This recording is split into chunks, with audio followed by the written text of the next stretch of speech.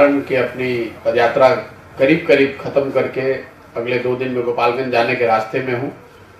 उसी क्रम में आज आपके प्रखंड में यहाँ पर रुके हैं। संग्रामपुर में अभी मैं कल ही आया हूँ। संग्रामपुर में आज और कल 2 दिन चले, आज कल और परसों 3 दिन तक हैं और 15 की रात को या 16 को गोपालगंज पहुँचेंगे।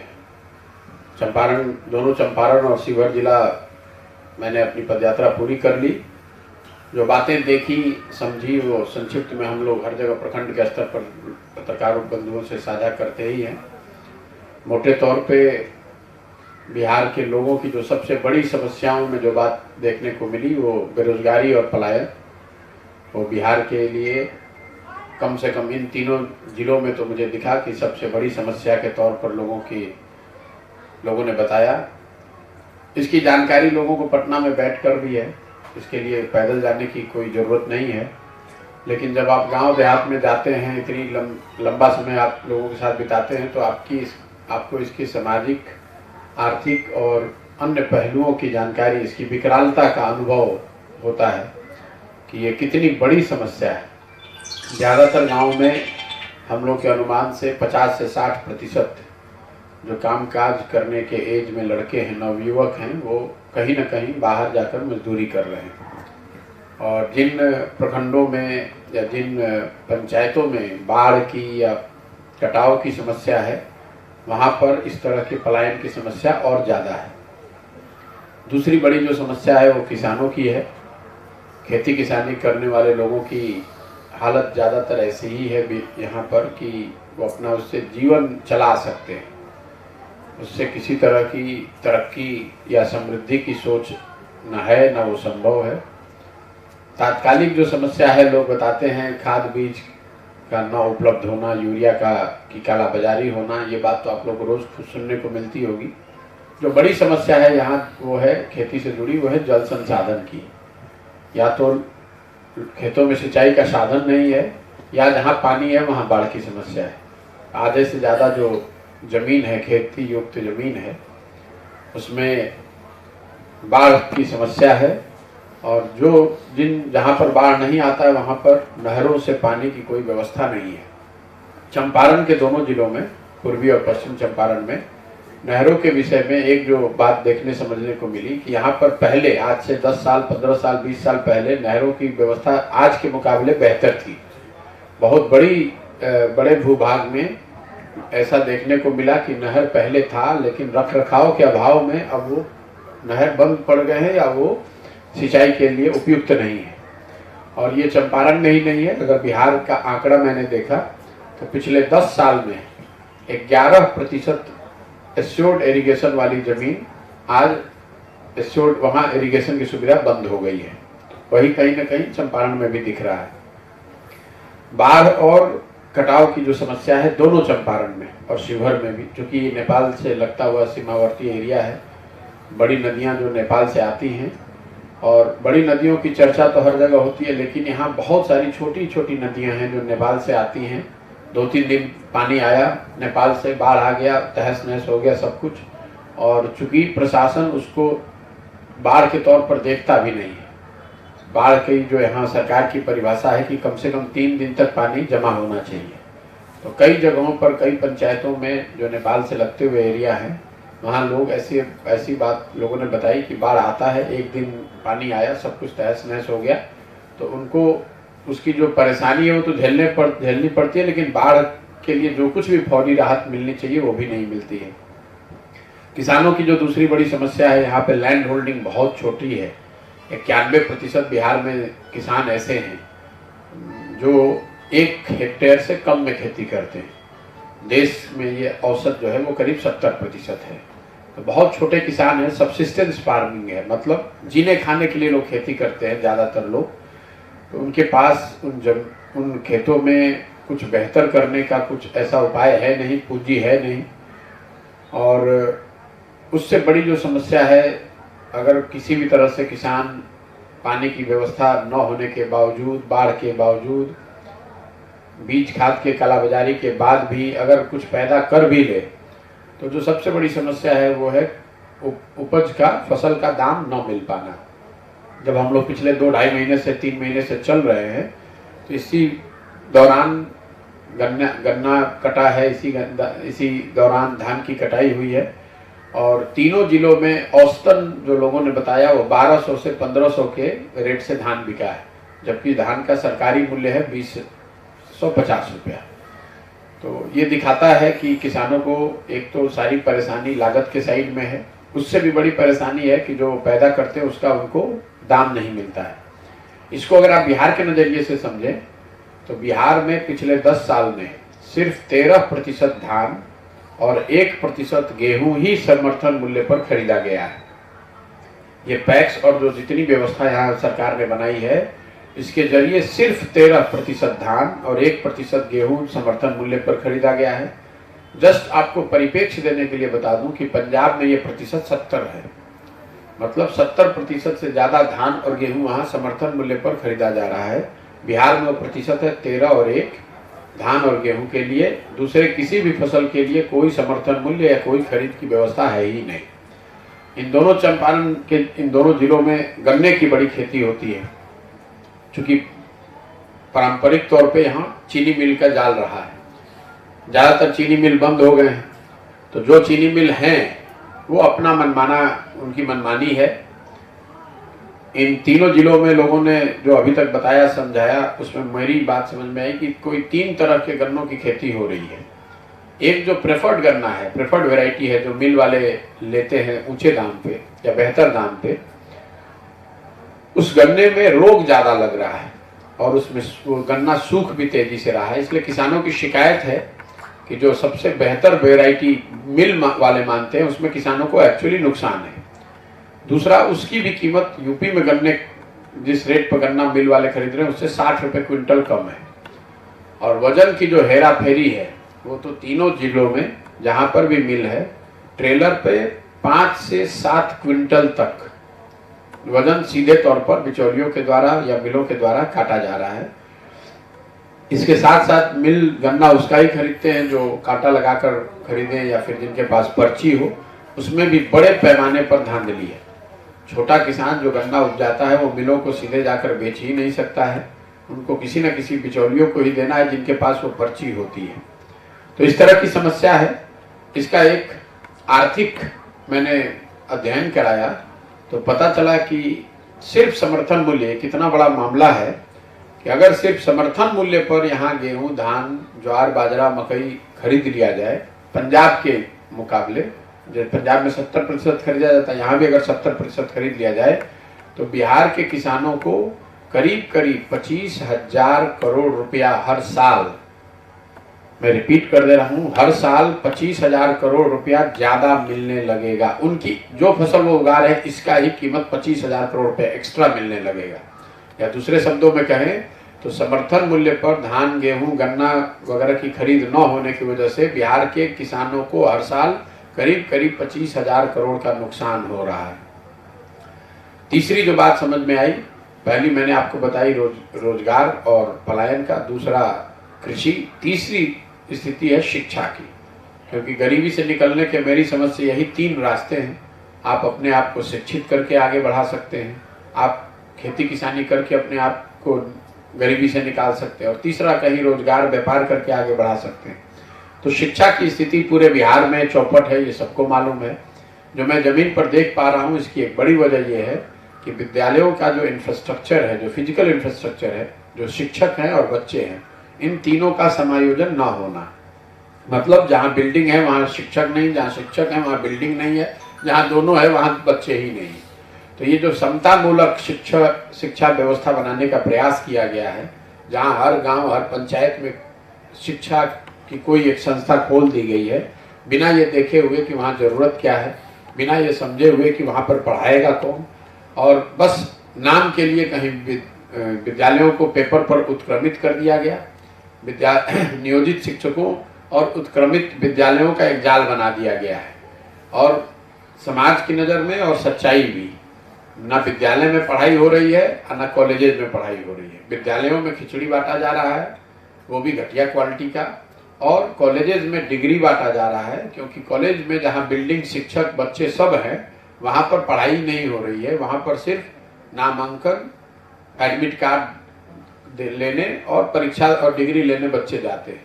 तो मोटे तौर पे बिहार की शिक्षा व्यवस्था यही है कि स्कूल से खिचड़ी और कॉलेज से डिग्री बट रही है, पढ़ाई दोनों में कहीं नहीं हो रही है। यही वजह है कि बिहार का करीब करीब पूरा समाज एक तरह से अशिक्षित बना दिया गया। पिछले 10-15 सालों में नीतीश कुमार के सरकार की मैं समझता हूँ ये सबसे बड़ी विफलता है। उनके शासनकाल का ये काला अध्याय है।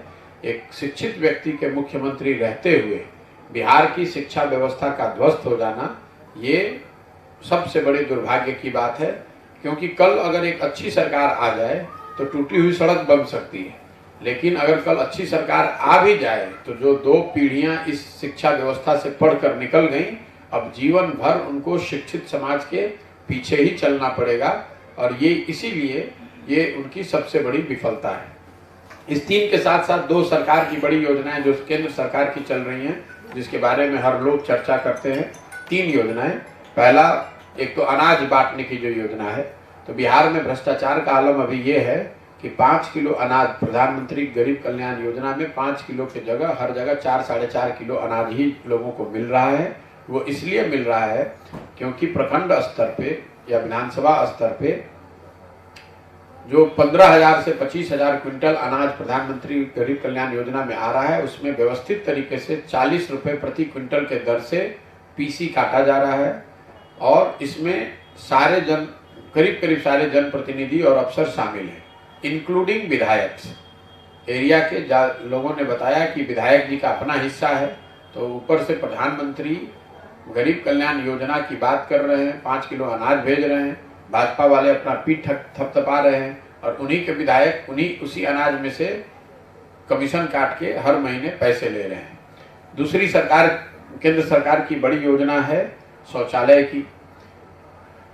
पूरे चंपारण में घूमने के बाद मैं आपको विश्वास से कह सकता हूं कि ओडीएफ कंप्लीटली फार्स है। कहीं ओडीएफ नहीं है। खुले में शौच ज्यादातर गाँव में आज भी सच्चाई है।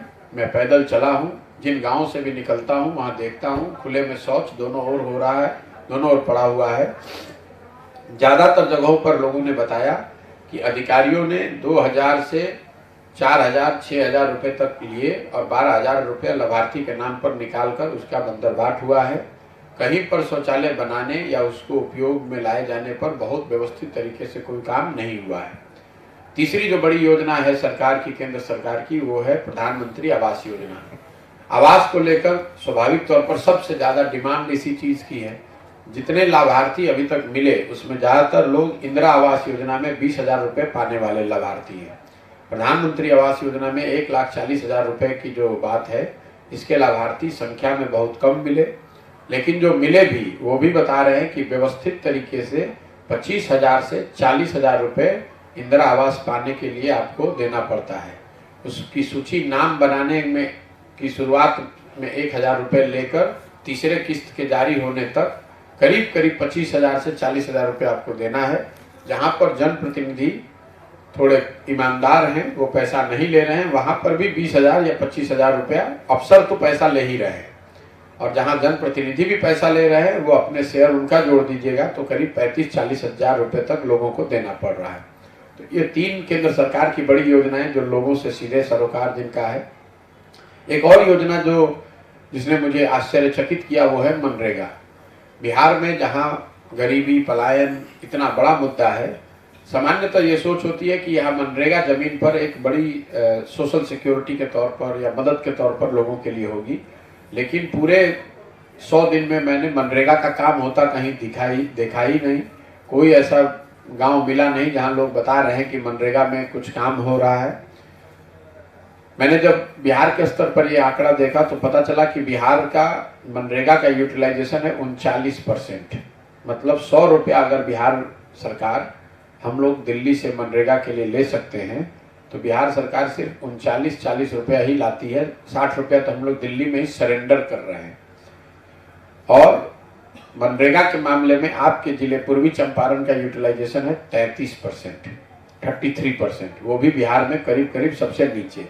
ये उन राज्य और उन जिलों की हालत है जहां लोग 10,000 रुपये की मजदूरी के लिए अपना घर परिवार छोड़कर बाहर भागने को मजबूर हैं, वहाँ सरकार की असंवेदनशीलता इतनी है कि मनरेगा का 60% पैसा दिल्ली में ही छोड़ दिया जा रहा है। जो पैसा यहाँ आ रहा है उसमें लोग बताते हैं मनरेगा में 40% पीसी कटता है। तो अगर मान लीजिए कि बिहार सरकार की मनरेगा में बिहार के लोगों की को मिलना चाहिए था 10,000 करोड़, तो 6,000 करोड़ तो आया ही नहीं दिल्ली से। 4,000 करोड़ जो आया उसमें 40% पीसी कट गया, तो इफेक्टिवली 2,400-2,500 करोड़ रुपया मिला, जबकि बिहार के लोगों को मिलना चाहिए था 10,000 करोड़ से ज्यादा पैसा। यही वजह है कि मनरेगा को करीब करीब लोग भूल ही गए हैं नीचे एक इफेक्टिव स्कीम के तहत की तरह, जिससे कि गरीबों को मजदूरी रोजगार के लिए कुछ सहायता मिल सकती थी। इसके बाद 2 योजनाएं जो राज्य सरकार की है जिसकी बड़ी चर्चा रही है, एक जिसकी इतनी चर्चा आप लोग नहीं करते हैं वो नली गली है। 7 निश्चय का जब प्रोग्राम बनाया गया था तो ज्यादातर लोगों ने उसमें हर घर नल के जल की बात करी। 7 निश्चय की सबसे बड़ी योजना थी नालियों और गलियों के पक्कीकरण की बात। उस समय का अनुमान था कि बिहार के गलियों के और नालियों के पक्कीकरण पर 80,000 करोड़ रुपया 5 साल में खर्च किया जाएगा। मैं 2014-15 की बात कर रहा हूँ। उस समय ये सोच थी कि सारे गलियों का पक्कीकरण किया जाए, घरों से जो नालियां निकलती हैं उनका पक्कीकरण हो और उन नालियों को बड़े नाले से जोड़ा जाए जो गांव के पानी को निकाले और उसके निस्तारण की व्यवस्था की जाए। मैं 100 दिन चलने के बाद और 150-200 से ज़्यादा गांव हम लोग पैदल चल कर गए हैं, कहीं पर भी ये व्यवस्था नहीं बनाई गई है। जरूर कुछ गाँव किन्हीं गाँवों में सड़क के किनारे कुछ बड़े नाले दिखे जिनको ना घरों के नालियों से जोड़ा गया है, ना उन नालों से पानी के निस्तारण की व्यवस्था की गई है। इसी वजह से ज़्यादातर वो नाले जो टेढ़े मेढ़े उबड़ खाबड़ ऊंचे नीचे बने हुए हैं उसमें कूड़ादान की तरह उसका इस्तेमाल हो रहा है। कूड़ा भर गया है, पानी ना निकलता है ना उसमें आता है। गलियों के पक्कीकरण की तो कोई बात ही नहीं है, वो कोई उस अभियान के तहत गलियों का पक्कीकरण किया गया हो ऐसा दिखता नहीं है। गलियों की स्थिति आज भी यही है कि वहाँ पर या तो कहीं खड़ंजा है जो पुराने पंचायती राज की किसी स्कीम में बनाया गया है, या फिर मिट्टी का ही है। दूसरी जो बड़ी योजना है वो नल जल योजना 7 निश्चय का हिस्सा है, जिसकी चर्चा भी खूब होती है। पश्चिम चंपारण के मुकाबले पूर्वी चंपारण में नल जल योजना की स्थिति थोड़ी बेहतर है। पश्चिम चंपारण में हम लोग का अनुमान था कि करीब करीब 90% नल जल योजना बंद पड़ी हुई है या काम नहीं कर रही है। पूर्वी चंपारण में ये आंकड़ा मैं 70% के आसपास रखूंगा, मतलब 100 में 70 नल जल योजना चल रहा है, नहीं चल रहा है, 30 ही चल रहा है। तो पश्चिम चंपारण के मुकाबले स्थिति जरूर थोड़ी बेहतर है, लेकिन यहाँ पर भी मतलब करीब करीब 70% नल जल योजना कामयाब नहीं है। तीसरी एक जो और यहाँ बात होती है, 2 चीजों की बात हम लोग करते हैं कि नीतीश कुमार की सरकार में और कुछ हुआ या नहीं। 2 चीज, सड़क बन गई और बिजली आ गई। इस चीज की धरातल पर जब जाकर इसको हम लोग देखते हैं तो हम लोगों ने पाया कि बिजली हर जगह जरूर आ गई है, इसमें कहीं कोई दो मत नहीं है, बिजली हर जगह पहुंची है। लेकिन बिजली बिल के आने, गलत बिल का आना एक बड़ी समस्या के तौर पर ग्रामीणों ने, स्थानीय लोगों ने बताया। मुझे ज़्यादातर जगहों पर लोगों ने बताया कि 2 बल्ब 4 बल्ब जलाने पर भी 2,000 से 6,000 रुपये तक बिल आता है। ऐसे लोग भी मिले जो 8,000, 20,000, 60,000, 1-1 लाख रुपए तक का लोगों ने बिल दिखाया है। कई गाँव में ऐसे लोग मिले जहाँ पर 30, 40, 50 घरों के बिजली के कनेक्शन काट दिए गए हैं। कुछ ऐसे लोग भी मिले हैं जहाँ पर बिजली के बिल के भुगतान के न होने पर उन पर फौजदारी के केस हुए हैं, लोग घर छोड़ के भाग गए हैं। 60-60, 70-70 हज़ार रुपये तक का बिल आया है। मुझे ऐसा लगता है कि आने वाले कुछ महीनों या 1-2 साल में बिजली बिल का एक बहुत बड़ा मुद्दा यहाँ समाज में आपको उभरता हुआ, आता हुआ दिखेगा। जहाँ तक सड़कों की बात है, नेशनल हाईवे जरूर अच्छा बना हुआ है। मैं तो नेशनल हाईवे पे नहीं जाता हूँ, लेकिन जहाँ तक का मेरा अनुभव है, स्टेट हाईवे में भी पहले के मुकाबले सुधार है। लेकिन ग्रामीण सड़क पर जब हम लोग जाते हैं, जहाँ मैं पैदल चल रहा हूँ, क्योंकि हम लोग 99% केस में ग्रामीण सड़कों पर ही चलते हैं, वहाँ पर स्थिति कमोवेश वही है जो लालू जी के जंगल राज में रही होगी। ग्रामीण सड़कों की स्थिति भयावह है। कहीं पर भी मुझे ऐसा गांव नहीं मिला जहां ग्रामीण स्तर पे गांव के अंदर के सड़क बेहतर हो। 2-4 गांव, 10 गांव में कोई 1-2 गांव कहीं ठीक हो तो अलग बात है, लेकिन ग्रामीण सड़कों की स्थिति करीब करीब उतनी ही खराब है जितनी पहले थी। तो ये नीतीश जी के ये जो बात है, स्वास्थ्य की मैंने चर्चा नहीं की, आपने ध्यान दिया होगा, वो इसलिए नहीं की कि स्वास्थ्य व्यवस्था की बात करना ही बेमानी है। पंचायत और गांव के स्तर पर तो कोई स्वास्थ्य की व्यवस्था, कोई फैसिलिटी, कोई अस्पताल मुझे दिखा ही नहीं। दिखा तो उसमें कहीं गाय घूम रहा है, कहीं भैंस घूम रही है, कहीं बकरी घूम रही है। पूरी स्वास्थ्य व्यवस्था यहाँ पर प्राइवेट चिकित्सकों के हाथ में है। लोग अपने स्वास्थ्य के लिए पूरी तरीके से अपनी ही क्षमता, अपनी आर्थिक स्थिति पर निर्भर हैं, चाहे वो ग्रामीण चिकित्सकों के भरोसे रहें या शहरों में बड़े चिकित्सकों से मदद लें। लेकिन सरकारी व्यवस्था मुझे देखने को अभी तक नहीं मिली। ये जरूर संभव है कि मैं चूंकि अनुमंडल और जिला अस्पतालों में नहीं गया हूं तो मैं उस पर टिप्पणी नहीं कर सकता हूं, लेकिन गांव में, बड़े गांव में, पंचायतों में, और मैं करीब करीब सारे बड़े गांव में गया हूं, ऐसे गांव जहां 5,000 या 8,000, 10,000 जहां की आबादी है, वहां पर कहीं पर कोई व्यवस्था है ही नहीं।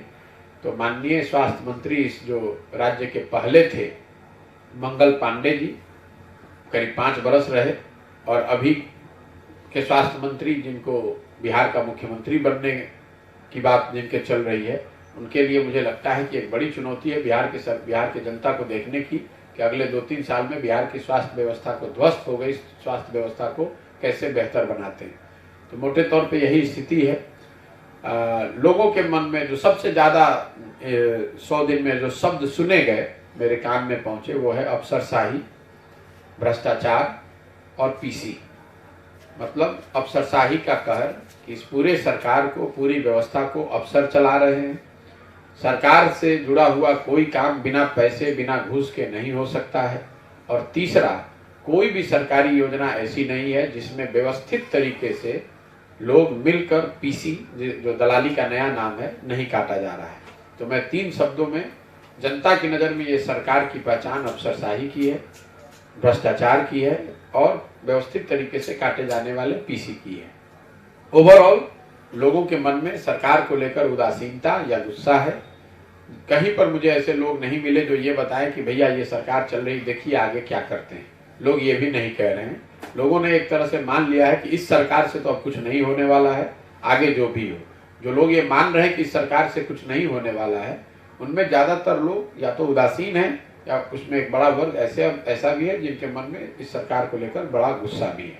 यही मेरी अभी तक की समझ बनी है। बाकी आपके जो सवाल हैं वो आप कर सकते हैं। सर, एक मामला है चंपारण जी से, पूर्वी चंपारण गन्ना के क्षेत्र में बहुत जरूरी और मोतिहारी चीनी मिल बनने का प्रधानमंत्री जी मोदी जी जब पहली बार आए थे 14 में, तो उन्होंने कहा था कि मैं इसी चीनी मिल के बने चीनी से चाय पीऊंगा, और दूसरी बार तो नहीं आए और चालू भी नहीं हुआ। बहुत बड़ी समस्या। साहब, चीनी मिलों का बंद होना सिर्फ मोतिहारी चीनी मिल का नहीं, जैसे आपको तो चंपारण के निवासी हैं, तो यहाँ 10 से ज़्यादा चीनी मिलें जो पहले चलती थी वो आज बंद है। जहाँ जिस मिल की आप चर्चा कर रहे हैं, प्रधानमंत्री जी के बयान का हवाला दे रहे हैं कि मैं मोतिहारी चीनी मिल के बने हुए चीनी से चाय पीकर ही वापस लौटूंगा। वो तो आए नहीं, प्रधानमंत्री हो गए, बहुत बड़े हो गए, तो शायद उनको फुर्सत भी ना हो। लेकिन उस चीनी मिल की उससे बड़ी सच्चाई ये है कि मिल तो बंद है ही, उन्हीं के पार्टी के नेता, उन्हीं के पार्टी के नेताओं ने उस मिल के जमीन का खुलेआम बंदरबाट किया है और कई बीघे जमीन लोगों ने अपने और अपने रिश्तेदारों के नाम पर खरीदा है। और मैं अभी 2 दिन पहले ही उस मिल के उसी रास्ते से पैदल चलकर आया हूँ। लोगों ने वो प्लॉट दिखाए, लोगों ने वो जमीन दिखाई कि किस तरीके से रातों रात डीएम के, लोकल प्रशासन के मिलीभगत से इन जमीनों को किसानों के और कर्मचारियों के बकाये के भुगतान के नाम पर बेचने की या रजिस्ट्री करने की अनुमति दी गई और लोगों ने सारा जमीन औने पौने में हड़प कर लिया। तो ये सच्चाई है। मिल का बंद होना तो खैर वो बहुत बड़ी समस्या है दोनों चंपारण में, सिर्फ मोतिहारी चीनी मिल की नहीं है। लेकिन मोतिहारी चीनी मिल के लिए विशेष बात यह है कि उस मिल पर, जिस मिल पर प्रधानमंत्री ने स्वयं से टिप्पणी की थी, उस मिल के जमीन को उन्हीं के पार्टी के नेताओं ने खुलेआम पूरे पब्लिक की जानकारी में लोगों ने उस मिल के जमीन को हड़प लिया औने पौने दाम में अपने और अपने रिश्तेदारों के नाम पर लिखवा दिया। सर, शिक्षा व्यवस्था की जो बात अब की है उसमें जो है आप यहाँ बैठे हैं, ये उच्च विद्यालय है, वित्त रहित उच्च ये विद्यालय का जी। स्थापना लगी है और इसके बगल वाले पंचायत मधुबनी में भी ठीक ऐसा ही एक विद्यालय है। तो तत्काल जो है इसको ये जाना जाए कि उस समय जिस समय जो है ग्रामीण क्षेत्रों में बच्चियों को पढ़ने के लिए कोई विद्यालय नहीं हुआ करता था, ये सब दोनों विद्यालय जो है उस समय खुले थे 1981-82 82 में मुझे बताया गया कि खोला गया है। ग्राम लोकल लोगों ने 5 एकड़ जमीन डोनेट करके बनवाया है। तो 5 एकड़ जमीन और उसके लिए विद्यालय का भवन, सभी बसकर शिक्षक, ये सभी योग्य शिक्षक इस विद्यालय में भी हैं, पढ़ाते भी हैं। सरकारी स्कूल में पढ़ाई नाम मात्र की है। ये लोग इसलिए पढ़ाते हैं कि नहीं पढ़ाएंगे तो बच्चे इसमें नहीं आएंगे, इसलिए यहाँ ये होता है। और इन विद्यालयों के बगल के मिडिल स्कूल जहाँ न जमीन है न शिक्षक है, उनको जहाँ न विद्यालय का भवन है, न जमीन है, न शिक्षक है, हाई स्कूल क्या कहें +2 कर दिया गया है। जहाँ +2 के मतलब इंटर पास शिक्षक हैं, वहाँ इंटर के बच्चे का नामांकन हो रहा है।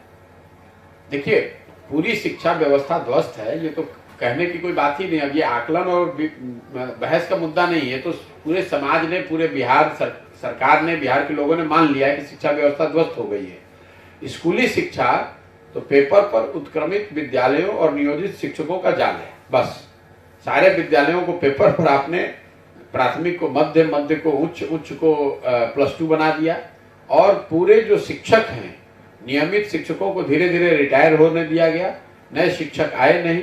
तो इफेक्टिवली जो शिक्षा मित्र शिक्षा व्यवस्था में एक एडिशनल फोर्स के तौर पर लाए गए थे, वही आज बिहार की पूरी शिक्षा व्यवस्था को चला रहे हैं। तो स्वाभाविक तौर पर वो स्थिति खराब होगी।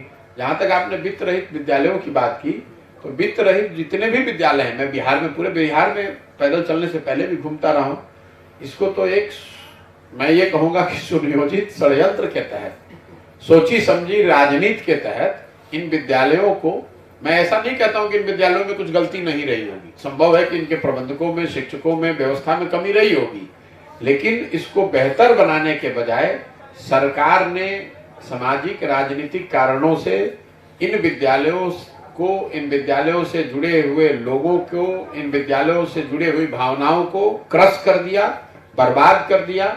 और यही वजह है कि सारे जितने भी वित्त रहित संस्थाएं हैं बिहार में, उसका प्रारूप बेहतर किया जा सकता था, उसको और बेहतर तरीके से बनाया जा सकता था, लेकिन उसको पूरी तरीके से एक सुनियोजित साजिश के तहत खत्म किया गया है। जिस विद्यालय में हम लोग बैठ कर भी बात कर रहे हैं, ये भी उसी का हिस्सा है। और मैं हर ऐसे कई, जैसे आप वित्त रहित विद्यालयों का यही हाल है। आप पूरे चंपारण में बुनियादी विद्यालयों का हाल देख लीजिए, जिनको महात्मा गांधी, एक दो को तो महात्मा गांधी ने स्वयं शुरू किया, बाद में उनके आह्वान पर उनकी विचारधारा से प्रभावित लोगों ने शुरू कराया।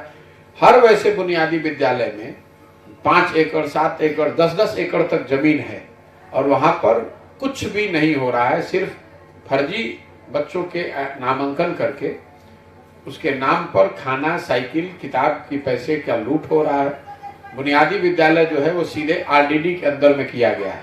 और मैं जितने बुनियादी विद्यालयों में गया हूँ, हर जगह कमोवेश वही स्थिति है। कहीं पढ़ाई नहीं हो रही है, कोई उसका देखने वाला माई बाप नहीं है, सिर्फ और सिर्फ लूट का अड्डा बना हुआ है और उन विद्यालयों को खंडहर में तब्दील कर दिया गया है। तो ये पूरी जो शिक्षा व्यवस्था है उसका ही एक छोटा हिस्सा है, लेकिन दुखद है, क्योंकि ये बुनियादी विद्यालय हो या वित्त रहित शिक्षा की व्यवस्था हो, ये दोनों समाज के प्रबुद्ध लोगों ने या समाज के जागरूक लोगों ने अपना योगदान करके सही या गलत उसको बनाया था।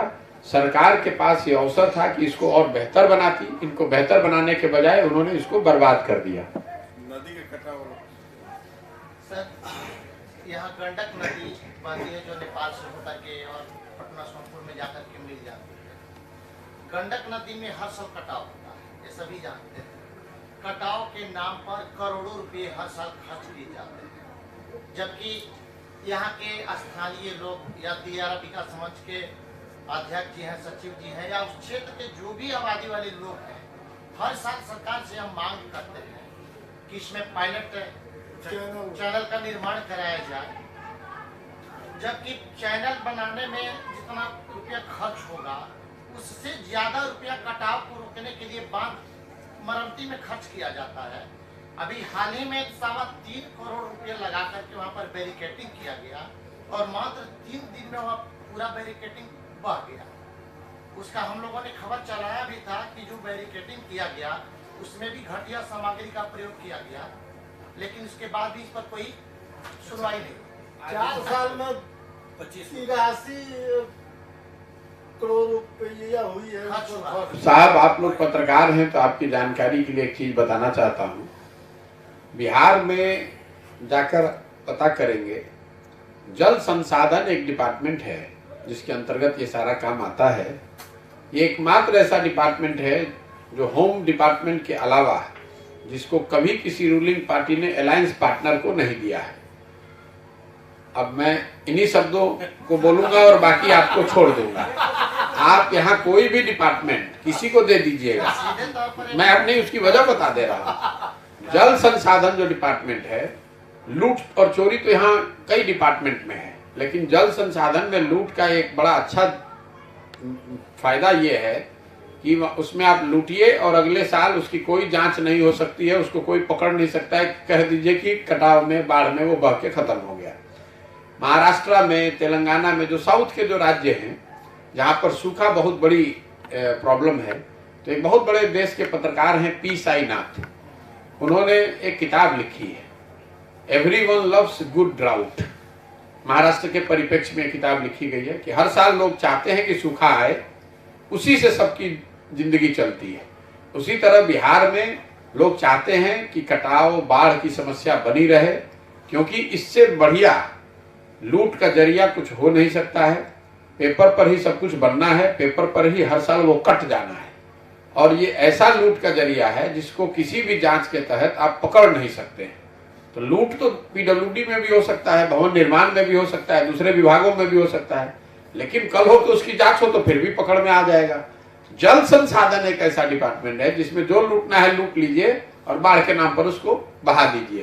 तो इसीलिए मैंने एक लाइन में शुरुआत में कहा कि एक डिपार्टमेंट जरा पता कीजिए कि सारा डिपार्टमेंट बढ़ता है, एक डिपार्टमेंट रूलिंग पार्टी नहीं छोड़ती है, वो है जल संसाधन। बाकी आप खुद समझदार हैं।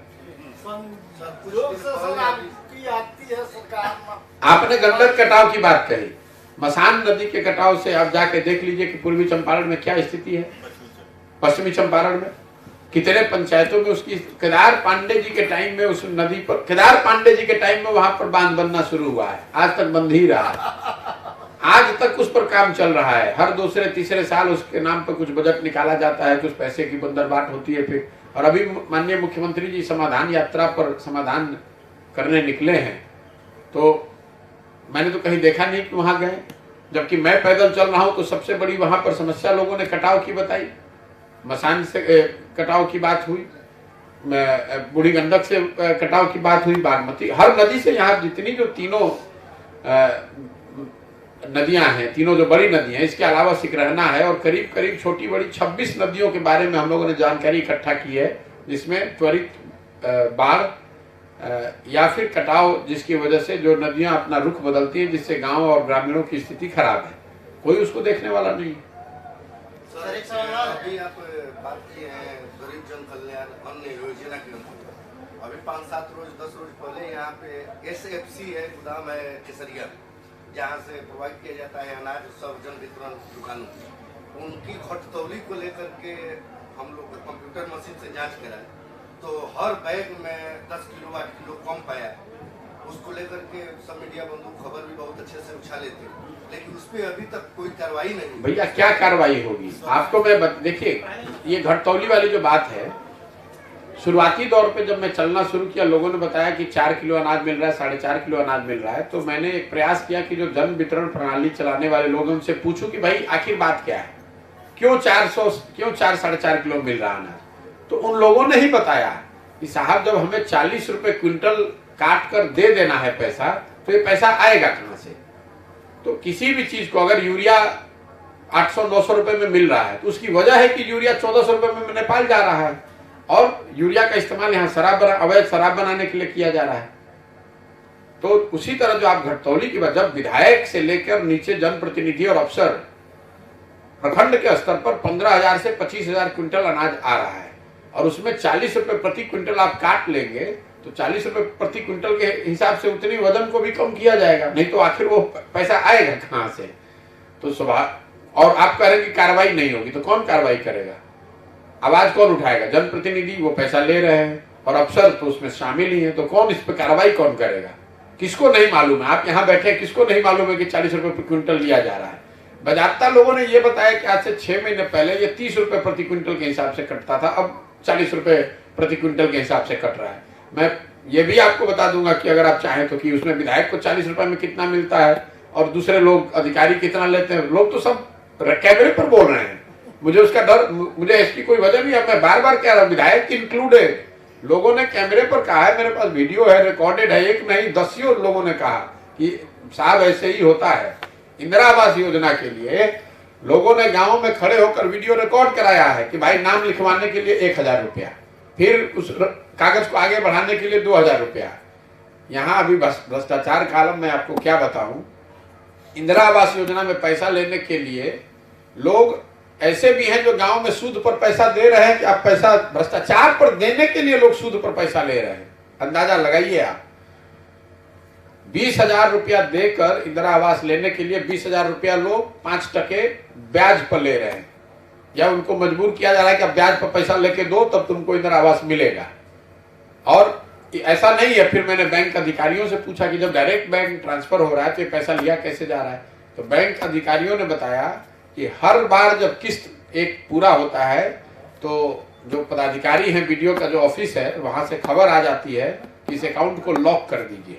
वर्ड है, आप भी जानते होंगे, अकाउंट को लॉक कर दीजिए। जब तक अगली किस्त पहुंचेगी नहीं तब तक वो अकाउंट फिर से ओपन नहीं किया जाएगा। जब किस्त पहुंच जाएगा तो उस अकाउंट को अनलॉक किया जाएगा। अगर कोई इसको सही मायनों में देखना चाहे तो ये बैंक के रिकॉर्ड में है कि कितनी बार अकाउंट हर लाभार्थी का लॉक किया गया और अनलॉक किया गया, क्योंकि जब अकाउंट लॉक होता है तो सिस्टम में वो रिकॉर्ड होता है और फिर अनलॉक करने के लिए उस पर 100-150 रुपये फाइन भी लगता है। तो ये तो अगर सरकार चाहे एक दिन में निकाल ले हर ब्रांच से कि कितने, तो पता चल जाएगा कि किस वीडियो ऑफिस ने कितनी बार लॉक कराया है। ये तो एक प्रमाण है कि कहां किस तरह से पैसा लिया जा रहा है, कि जो कर्मचारी है या जनप्रतिनिधि के दलाल हैं वहां बैंक के बाहर बैठे हुए हैं, अगर आप उनको पैसा नहीं दीजिएगा तो आपका वो अकाउंट रिलीज नहीं होने देंगे। सर, मुख्यमंत्री जी समाधान यात्रा पर निकले हुए हैं और उनके पास जब लोग समाधान के लिए जा रहे हैं तो लाठियां चलवाई जा रही है, या उनके मंत्री जो है, शिक्षा मंत्री जो है, रामचरितमानस पर बेतुका बयान दे रहे हैं, तो इस संबंध में भी थोड़ा सा देखिए। पहली बात तो मैं जिस दिन से इसकी घोषणा हुई उसको कह रहा हूं कि सब लोगों को, हम लोगों को कम से कम यात्रा का एक जो परिभाषा है उसको देख लेना चाहिए। आप ऑफिस से निकलकर आकर कोई समीक्षा बैठक परिसदन में करने को यात्रा कैसे कर सकते हैं?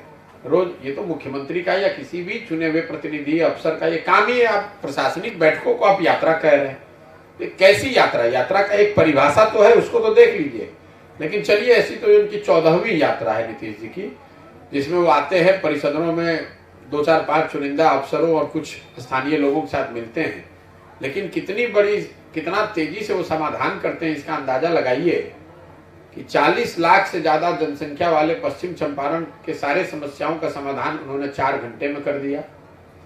पूर्वी चंपारण जहां करीब 50 लाख की जनसंख्या रहती है, इसको तो 15 मिनट में उन्होंने निपटा दिया।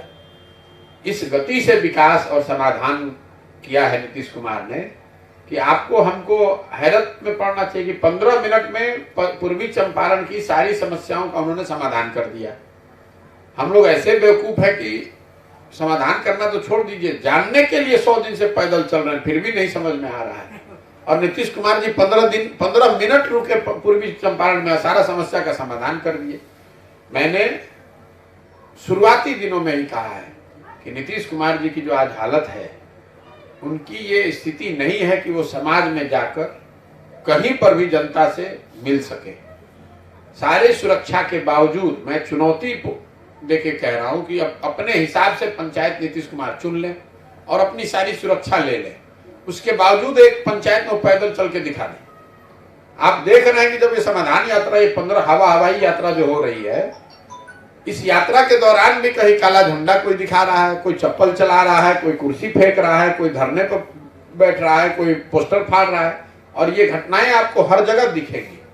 मैं कह रहा हूं कि अगर आप में हिम्मत है, आपको भाग दीजिए, आपको पता चल जाएगा कि जनता क्या सोचती है आपके समाधान यात्रा के बारे में। हम लोग तो भाई पैदल चल रहे हैं, बिना किसी सुरक्षा के चल रहे हैं, बिना किसी काफिले के चल रहे हैं। अब चल के दिखा दें। सरकार के बाद सर, यदि आपकी जो आप पत्रकारों के लिए क्या दिया हुआ है, पत्रकारों की दशा ये है बिहार में, जो पूरे बिहार की दुख दर्द को लिख सकते हैं अपना दुख दर्द छोड़ के। तो पत्रकारों की दशा बिहार में उन प्रबुद्ध लोगों की दशा है जो अपना दर्द नहीं लिख सकते। जो पंडित होते हैं ना, वो हाथ हाथ बाजते हैं, वो सबकी किस्मत देख सकते हैं, अपना नहीं पढ़ते हैं। वही हाल पत्रकारों की है। ऑन ए सीरियस नोट, पत्रकारों को जो व्यवस्था दूसरे राज्य सरकारों ने कर दी है, वो बेसिक व्यवस्था भी यहाँ पर सरकारों ने नहीं की है। जैसे आपको अगर लोन लेना हो तो आपके लिए शायद बैंकों में वो सुविधा नहीं है। अगर सरकार एज ए गारंटर हो जाए कि भाई कम से कम एक्रेडिटेड पत्रकारों को सरकार एज ए गारंटर हो जाए, तो पूरे बिहार में कितने लोग होंगे? 5000 लोगों को गारंटी देनी पड़ेगी। उनके लिए व्यवस्था बनाई जा सकती है। आपको इंश्योरेंस की व्यवस्था दी जा सकती है, आपके और आपके परिवार को इंश्योरेंस की व्यवस्था सरकार दे सकती है, ताकि चिकित्सा रिलेटेड सारी चीजों का भार कम हो जाए। वो सरकार उसका प्रीमियम दे सकती है या पत्रकारों के साथ मिलकर दे सकती है, आधा आधा कर सकती है। तो पत्रकारों के लिए काम करने के लिए कोई जिलों में जगह नहीं है। वो सब बातें तो है, लेकिन मुझे लगता है कि एक्सेस टू क्रेडिट, आपके पास घर बनाने के लिए, बच्चों को पढ़ाने के लिए, अपना अखबार यूट्यूब चलाने के लिए, अपने लिए रोजी रोजगार करने के लिए बैंक का जो क्रेडिट है वो आपके पहुंच से बाहर है। दूसरी बात कि जो स्वास्थ्य की एक बड़ी समस्या है, ज्यादातर जो पत्रकार हैं या उनके जो परिवार हैं, उसके स्वास्थ्य की यहाँ स्वास्थ्य व्यवस्था है नहीं। तो कहीं कोई बीमार पड़ गया तो आप अपने भगवान भरोसे। तो कम से कम ये दो चीज, group health insurance that includes family, माता पिता इंक्लूडेड, और ये व्यवस्था है। हम लोग जहाँ काम करते हैं, हमारे साथ जो लड़के काम करते हैं, उनको ये व्यवस्था है कि वो नहीं, उनके साथ वो, उनकी पत्नी, बच्चे और माता पिता, ये इंश्योरेंस सरकार लेकर दे सकती है। कोई बहुत पैसा नहीं लगता, तो चेंज भी नहीं है, बहुत कम पैसा लगता है। तो दो चीज तो निश्चित होना चाहिए कि स्वास्थ्य को लेकर, और दूसरा कि बैंकों से आप अपनी क्षमता, अपने काम के लिए लोन ले पाए, घर बना सकें, गाड़ी खरीद सकें, यूट्यूब चला सकें, इसके लिए बैंकों से लोन मिले, इसके लिए सरकार कम से कम गारंटर के तौर पर हो सकती है। इसके अलावा दसियों और चीजें जो दूसरे राज्य सरकारों ने कर दिया है, वो बिहार सरकार को करना चाहिए। लेकिन यहाँ पर तो जो लोग सरकार में है, उनका बयान आपने सुना है कि पत्रकार वही सरकार के खिलाफ लिख रहा है जो शराब पीना चाहता है। तो इस तरह की धृष्टता दिखाने वाले लोग, और ये दुर्भाग्य है, जैसे हर क्षेत्र में बिहार की दुर्दशा है, वैसे पत्रकारों की भी दुर्दशा है। टोल पे भी टैक्स लग रहा है पत्रकारों को, लगेगा ही, लगेगा। सर, सरकारी विद्यालय में सरकारी शिक्षक हैं, लेकिन उनके बच्चे उस विद्यालय में नहीं पढ़ते हैं, प्राइवेट में पढ़ते हैं। भैया वो कैसे, वो तो देखिए, पढ़ तो कोई नहीं रहा है ना। ये कहिए कि उन विद्यालयों में शिक्षकों के बच्चों के नामांकन नहीं है, समाज के बच्चों का नामांकन है। पढ़ तो कोई नहीं रहा है, पढ़ कहाँ रहा है। हम तो 7 दिन चल रहे हैं पैदल। तो मैं देखता हूँ, स्कूल से गुजरता हूँ, किसी स्कूल में मुझे पढ़ाई, लड़के जब हमारे साथ दौड़ रहे हैं, हमारे मीटिंग में खड़े, तो मैं पूछता भी हूँ कि भाई आज बुधवार है, अभी 11 बज रहा है, 12 बज रहा है, आपके बच्चे यहाँ पर कैसे हैं? बगल में स्कूल है, कोई पढ़ाई नहीं रहा है। आप मास्टर साहब जाकर पूछेगा यहाँ कितने बच्चे हैं, कहता है 700। अब बच्चे हैं कितने? तो 20-25। तो समाज में देखिए, समाज, ये बहुत बड़ी चुनौती है और ये दुखद बात है बिहार के लिए, क्योंकि बिहार जैसे गरीब राज्य में सरकारी स्कूलों की एक बड़ी भूमिका थी परिवारों को गरीबी से निकालने का। हम लोग सरकारी स्कूल में पढ़े हैं, बिहार के सरकारी स्कूल में मैं पढ़ा हुआ। पहले जिले में 4-5 ऐसे स्कूल, 10 स्कूल होते थे जहां पढ़कर आप साइंस कॉलेज पहुंच गए, पटना कॉलेज पहुंच गए, MS कॉलेज पहुंच गए, लंगट कॉलेज पहुंच गए, CM साइंस कॉलेज पहुंच गए, तो आप अपनी जिंदगी सुधार सकते थे। ये पिछले 15-20 साल में जो व्यवस्था थी उसको पूरी तरीके से बर्बाद कर दिया, और कोई देखने वाला नहीं है, समाज को उसकी चिंता नहीं है, ना सरकार में, तो खैर बात ही मत कीजिए। और ये तब है जब हर साल 30 से 40 हजार करोड़ रुपया खर्च किया जा रहा है सिर्फ शिक्षा पर।